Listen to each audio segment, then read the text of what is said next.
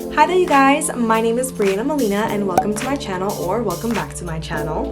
I am going to be talking about all of the different things, rumors, and stories that I have heard about ship life. So if you guys are interested in hearing about that, be sure to keep on watching this video, and hopefully one day I will be able to confirm or deny these rumors and stories, because I will get to go on a ship one day and we'll see how legit all these things I've heard are.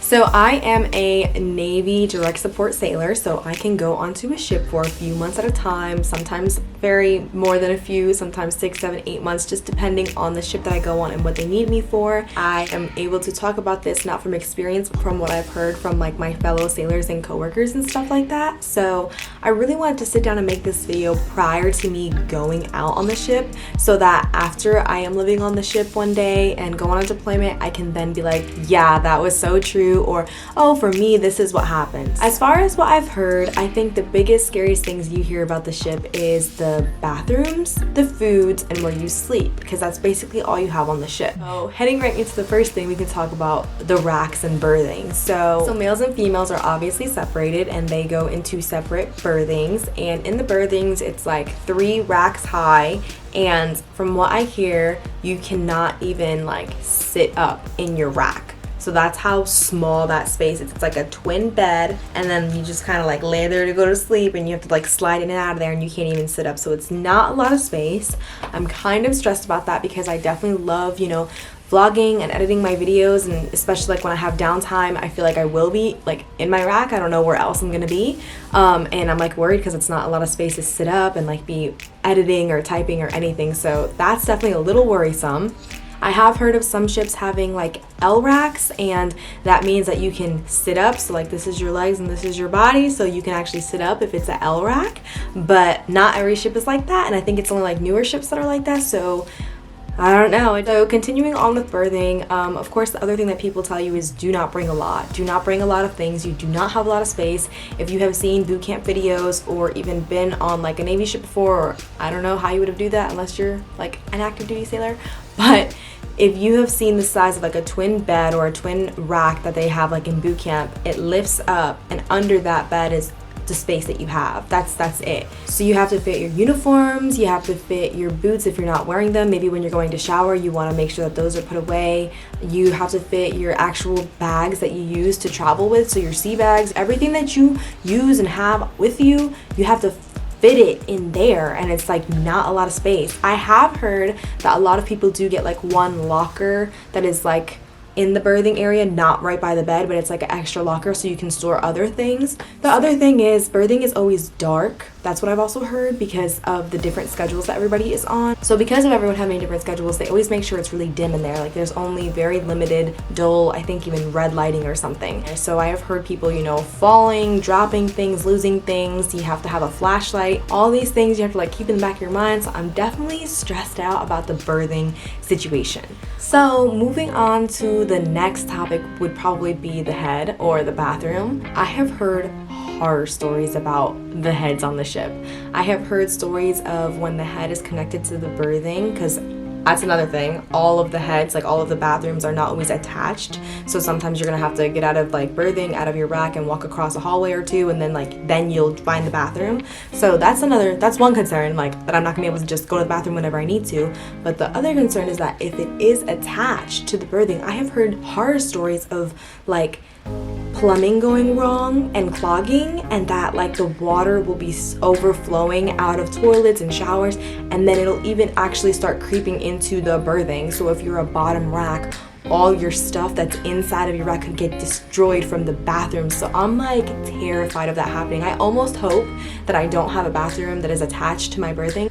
Either way, it's like a bad situation. Either it's far and like you have to kind of travel to get to the bathroom, or it's right there. But what's also right there is a possible, bubbling, gross, watery doo-doo that's like seeping into your stuff.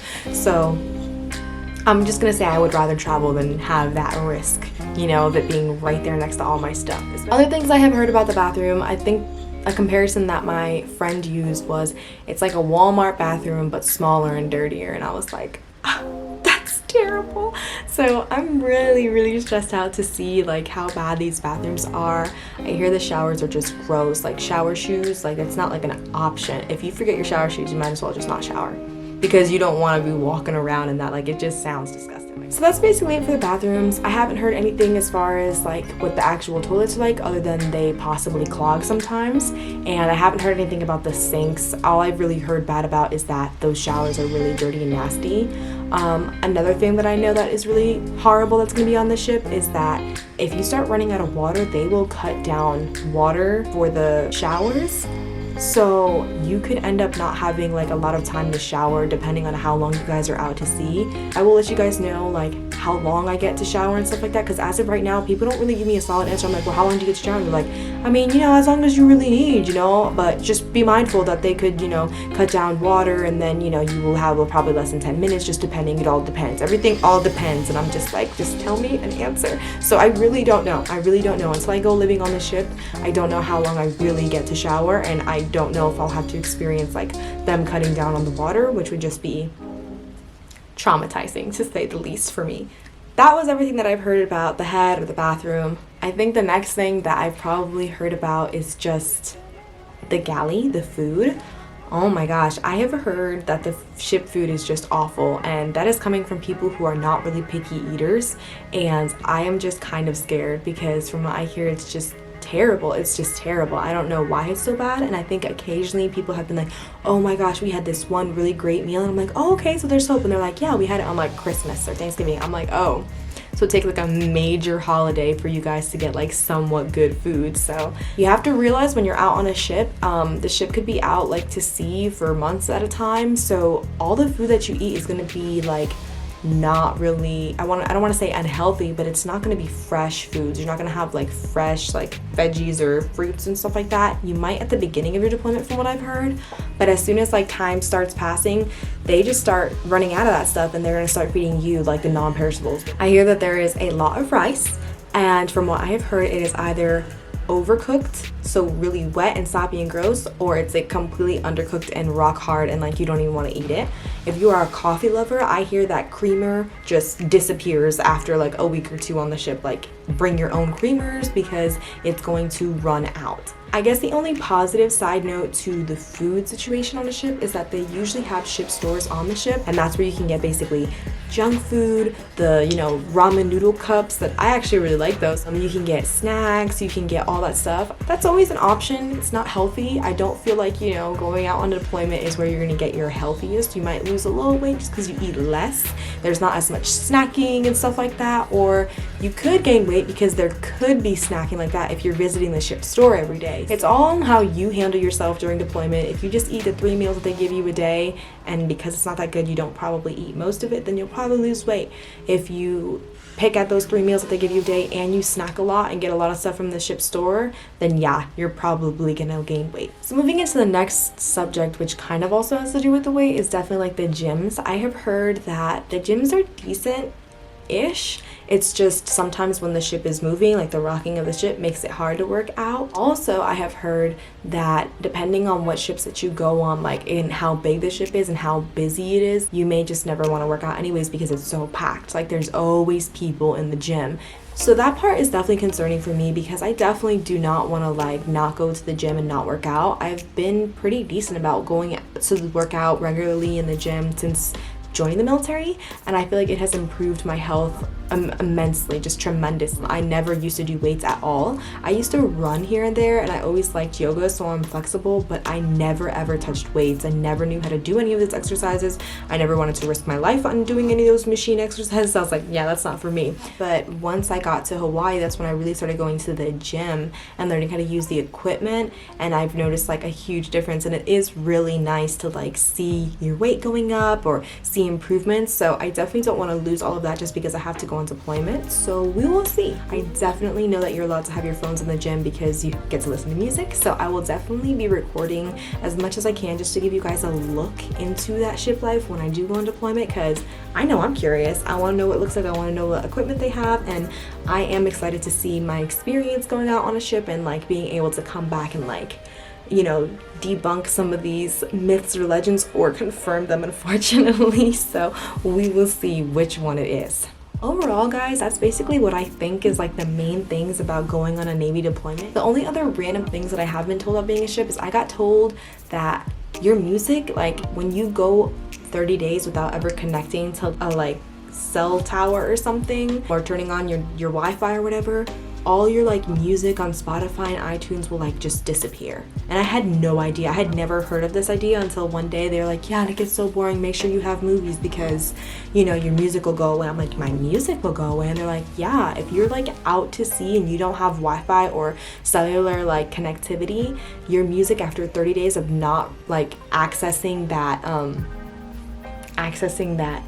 database or whatever, then your music will just disappear. When you reconnect or go back on Wi-Fi or connect to cellular towers or whatever, I don't know how all this works, then your music will all come back, but it will disappear. So I was like, that is terrible. I don't ever want to have to go through that. I don't know what I'm gonna do. So maybe on deployment, I will just become an avid reader again, and I will just be reading because once my music goes away, I don't know what I'm gonna do. I thought that was definitely an interesting fact and a sad one to have to find out about, and it's kind of good to know beforehand than like one day being out on the middle of the ship, you know, day 32 out to sea, and then like all my music goes away and I'm like confused as to what happened.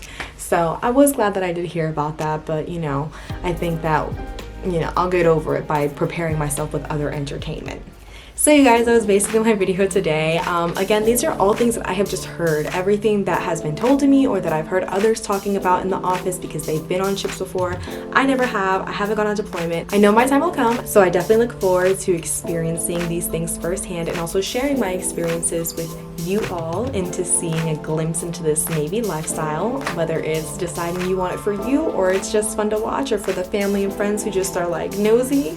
I will definitely be sharing as much as I can with you guys, and I am gonna enjoy every second of it. Thank you guys so much for watching. I cannot thank you enough for the constant support and all the beautiful views and commentary and support. I just appreciate it all. I hope to put out great new videos for you guys. Keep watching for more. Thank you. Bye. Can we pretend that airplanes in the night sky